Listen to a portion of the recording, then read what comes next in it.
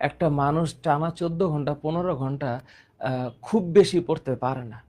তাহলে শরীরটা সুস্থ রাখা লাগবে, মনটাও ভালো রাখা লাগবে।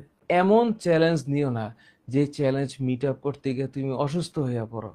একটু একটু করে আগাবা, একটু একটু, তবে স্টেডি। বুঝতে পারছি? মৃত্যু তো অনিবার্য, নিশ্চিত, কিন্তু এটা কখন আসবে মৃত্যু সেটা আমাকে বলে আসবে না। তো যতক্ষণ সময় বেঁচে আছি মাথা উঁচু করে কেন বাঁচবো না? তা আমি একটা জিনিস ভালো চাই, এটা আমি চাই, এটা আমি করব। আমার ইন্টারমিডিয়েটে ভালো রেজাল্ট করা লাগবেই, এটা হচ্ছে আমার উইল পাওয়ার। সো উইল পাওয়ার যখন তোমাকে ড্রাইভ করবে, তখন ওইটাকে তুমি দিন শেষে কি বলবা, ওইটাই তোমার ফেট।